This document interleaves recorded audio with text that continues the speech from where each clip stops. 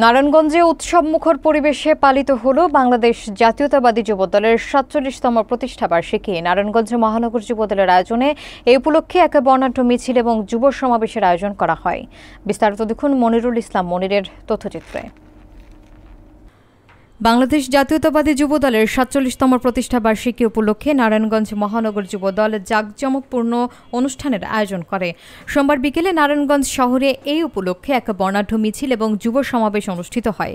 নারায়ণগঞ্জ মহানগর ছাত্রদলের প্রতিষ্ঠাতা সভাপতি KM মাজহারুল ইসলাম জোসেফের নেতৃত্বে এই কর্মসূচি পালিত হয়।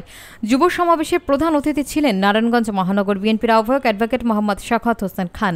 KM মাজহারুল ইসলাম জোসেফের সভাপতিত্বে এবং নারায়ণগঞ্জ মহানগর যুবদলের যুগ্ম আহ্বায়ক মোহাম্মদ আখতারুজ্জামান মৃধা ও যুবদল নেতা মঞ্জুরুল আলম মুসার যৌথ সঞ্চালনায় প্রতিষ্ঠাবার্ষিকী অনুষ্ঠানের উদ্বোধন করেন নারায়ণগঞ্জ মহানগর বিএনপির সদস্য সচিব অ্যাডভোকেট আবু আল ইউসুফ খান টিপু।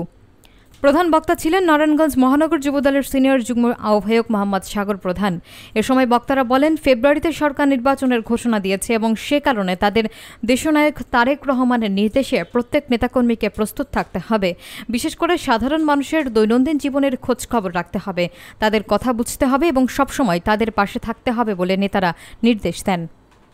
নারায়ণগঞ্জের টাউন প্রধান এবং বন্দরের স্বজন সহ সকলের রুহের মাগফিরাত কামনা করে আমি শুধু আজকের নির্দেশনা মেনে আমরা সকলে মিলে এই যুবদলকে সামনের দিকে এগিয়ে নিয়ে যাব।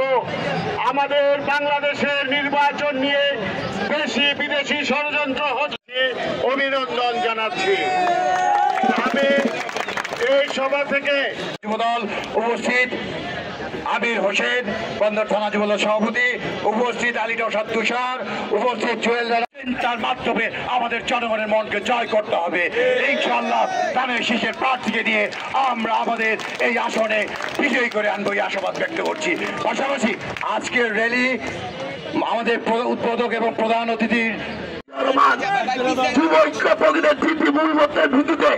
যুব সমাজকে বাংলাদেশে গঠনে কাজ করার জন্য তাদেরকে নিয়ে জাতীয় যুবদল প্রতিষ্ঠা করেছে। শাখাওয়াত হোসেন খান মঞ্চ উপস্থিত নাঙ্গল সদর দাঁড়াবে। বাংলাদেশের 20 কোটি মানুষের মাঝে অতি শীঘ্রই ফিরে আসবেন সে দোয়া কামনা করে দুটি কথা।